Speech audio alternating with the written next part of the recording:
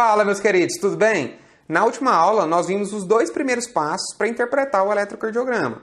Hoje, nós vamos conversar um pouco sobre o ritmo e sobre a frequência cardíaca no eletro. O ritmo cardíaco, em geral, ele vai ser determinado por um estímulo elétrico que surgiu lá no nó sinusal. A gente conversou sobre o nó sinusal na primeira ou na segunda aula e nós vimos que ele se localiza no átrio direito, na região superior, próximo à desembocadura da veia cava superior. Ele vai produzir esse estímulo elétrico que vai se propagar para átrio direito e para átrio esquerdo. Se a gente calcular o vetor resultante dessa despolarização, ele aponta para baixo e para a esquerda. Inclusive, a gente colocou um observador na região de ápice e viu e ele vai enxergar o quê? Um impulso se aproximando. E aí ele desenhou uma onda positiva, que é a primeira onda do eletrocardiograma, a onda P. O nó sinusal, ele vai ser o nosso marca-passo porque ele tem uma frequência de despolarização mais rápida que os demais marca-passos que a gente tem também, os marca-passos latentes. Ele tem uma frequência no adulto em torno de 50 a 100 despolarizações por minuto. Então, ele é o responsável por fazer a manutenção do ritmo cardíaco. Na ausência dele, a gente pode ter outros marca-passos que vão promover a geração desse estímulo elétrico também. Mas como ele é o mais rápido, ele vai ser o nosso marca-passo fisiológico. Além disso, nós podemos ter também outras regiões dos átrios produzindo estímulos elétricos. Então, imagine que a gente tem um foco atrial ectópico, nós vamos ter o ritmo alterado também por conta desse ritmo gerado desse outro foco. O ritmo sinusal é o ritmo normal do coração. A gente tem que confirmar que esse estímulo ele foi gerado lá no nó sinusal, para a gente chamar isso de ritmo sinusal. Mas só a presença da onda P ela não é suficiente para a gente determinar que o ritmo ele é sinusal. Ele tem que passar por outros critérios, que a gente vai fazer aqui, que são 3, para determinarmos se ele realmente surgiu no nó sinusal. Porque nós podemos ter outras regiões despolarizando, gerando impulso elétrico, também vai gerar onda P, só que a morfologia, o eixo vão estar alterados. A gente vai ver que ela não surgiu lá no nó sinusal. O primeiro passo vai ser observar o eixo da onda P. No eixo sinusal, ele vai estar entre 0 e mais 90, ou seja, neste quadrante. Ele vai estar positivo em D1 e em AVF. Quando ele estiver positivo nessas duas derivações, a gente sabe que ele está entre 0 e mais 90. Dependendo da referência que você utilizar, às vezes você pode ter como normal o menos 30 e o mais 90. Por exemplo, as diretrizes da Sociedade Brasileira de Cardiologia sobre análise e emissão de laudos eletrocardiográficos, elas consideram como normal esse eixo de menos 30 a mais 90, que inclusive coincide com o eixo normal do QRS, que a gente já teve até uma aula exclusiva sobre isso, alguns vídeos atrás. Vamos observar aqui esse eletrocardiograma para a gente entender como que a gente vai fazer esse cálculo. Primeiramente, quem que a gente observa? D1 e AVF. D1, aqui, não está nem positivo, você não está vendo onda P muito positiva, nem negativa. Nesse caso, ele está mais próximo do quê? Do isoelétrico. Em AVF, nós vemos uma onda P negativa. Então, ele se afasta de AVF. Então, afastando de AVF, ou ele está nesse quadrante, ou nesse quadrante. E isoelétrico em D1, ele está passando o quê? Perpendicular. Então, ele está próximo dessa região aqui de menos 90. Se vocês quiserem confirmar, observar outras derivações, nós podemos observar D2 e D3. Ele está negativo em D2, significa o quê? Que ele poderia estar nessa região. E negativo em D3, ele estaria negativo nesta região agora, unindo todas essas informações, né? Então, no final, a gente sabe que nós temos um eixo que ele está fugindo da normalidade. Ele não é um eixo que surgiu lá no nó sinusal. Esse impulso elétrico ele não surgiu no nó sinusal. O segundo passo vai se observar se as ondas P têm a mesma morfologia. Por quê? Pode ser que esse estímulo ora tenha surgido no nó sinusal e ora surgido em outras localidades. E o que a gente vai observar? Em um estímulo, a gente vai ter a onda P positiva, bonitinho, D1 em AVF, correta. Depois, a gente vê uma onda negativa. Significa o quê? Que esse estímulo, o primeiro estímulo, é diferente do segundo.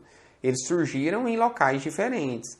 Então, a gente tem que observar a gente pega e observa todas as ondas P para ver se elas estão surgindo sempre no mesmo local. Observe aqui esse elétron. A gente vê que a morfologia está muito diferente. Ora a gente vai ter onda positiva, às vezes a gente nem tem onda, às vezes ela está positiva ou negativa. Isso mostra que tem regiões diferentes produzindo estímulos elétricos. E o terceiro passo é que a cada onda P se segue um QRS.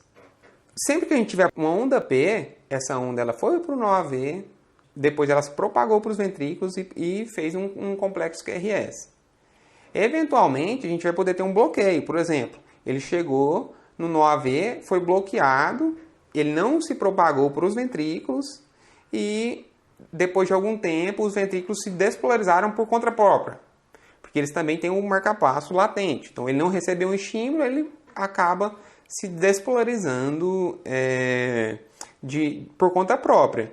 Mas a gente não tem uma relação de causa e efeito entre a onda P e o QRS. Vocês não vão observar essa relação. Às vezes a gente vai ter uma onda P sem um QRS, às vezes um QRS também surgiu do nada. Observe aqui o elétron.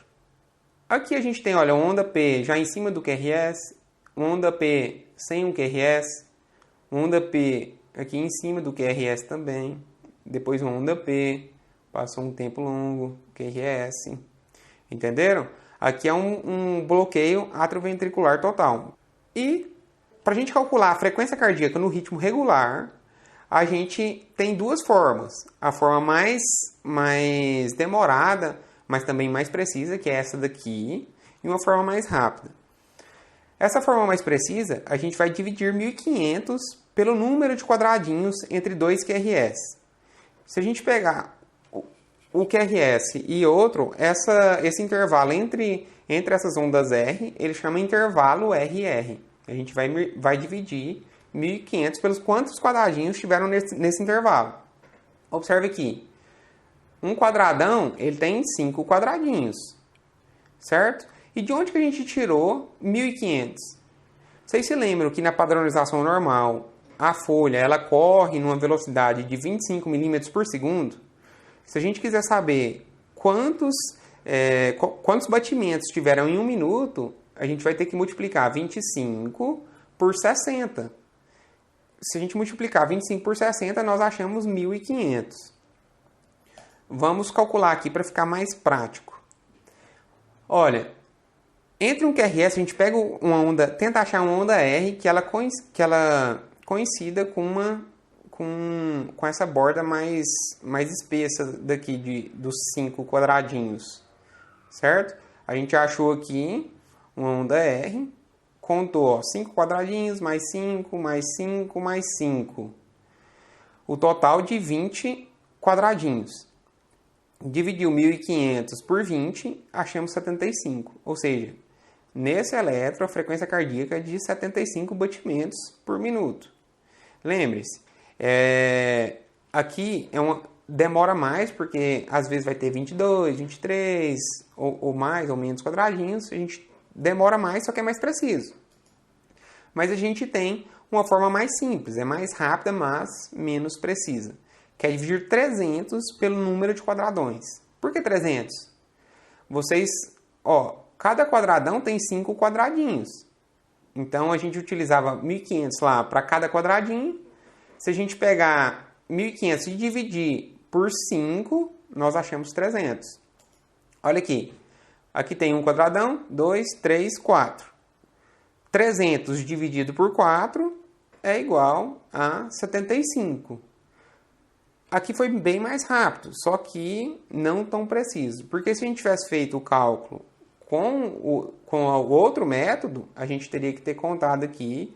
A gente veria que tinha 4 mais 9, enfim, seriam no total 19 quadradinhos. Multiplicando, ou dividindo 1.500 por 19, a gente acharia uma frequência de 79 batimentos por minuto. Então, vocês veem que aqui foi aproximado, né? Mas bem mais rápido de se calcular. E a frequência no ritmo irregular, a gente calcula de uma maneira diferente. Porque não dá para ficar medindo se, por exemplo, a gente tem um QRS, de repente um QRS mais próximo, um bem depois, um ritmo irregular, não dá para a gente fazer essa avaliação. Então a gente vai pegar D2 longo, o D2 longo tem a duração de 10 segundos. A gente conta quantos QRS tem dentro do D2 longo e multiplica por 6, que seria em 1 minuto. Olha aqui, se a gente contar quantos QRS a gente teve aqui no D2 longo, a gente vai ver que teve 19 QRS. Ou seja, multiplicou por 6, a frequência cardíaca está ali em torno de 114 batimentos por minuto. E quando eu lancei a última aula, eu coloquei lá no Stories esse eletro e esse eletro. E perguntei qual que era que tinha uma frequência cardíaca maior. Aí era aquela questão, né, da padronização, que esse está a 10 milímetros por segundo e esse é 25 milímetros por segundo. E que, na verdade, eles eram iguais. Mas vamos calcular aqui agora, para a gente aprender a calcular até em padronizações diferentes. Aqui a gente já sabe. Olha, tem 5 quadradinhos, mais 5, 15. Se a gente pegar 1.500 dividido por 15, 100. Nós sabemos que a frequência cardíaca aqui é de 100 batimentos por minuto. E esse? Olha, cuidado, aqui já é diferente. Por quê? Porque essa folha está correndo a 10 milímetros por segundo. Vocês se lembram como que a gente chegou no número 1.500? A gente pegou 25, multiplicou por 60. Só que como aqui a folha corre a 10, nós temos que pegar 10 e multiplicar por 60. A constante aqui vai ser diferente.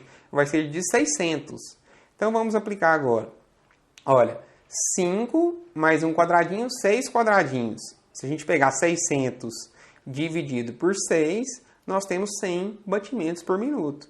Então, são elétrons que têm a mesma frequência cardíaca e a gente agora aprendeu a como calcular utilizando até com padronização diferente. Na próxima aula, a gente vai conversar sobre as sobrecargas atriais e como a gente vai diagnosticá-las, tá certo? Na aula de hoje é isso. Se você gostou do vídeo, não se esquece, deixa o like, se inscreve no canal, comenta, ativa o sininho. E é isso aí, galera. Muito obrigado e até a próxima aula.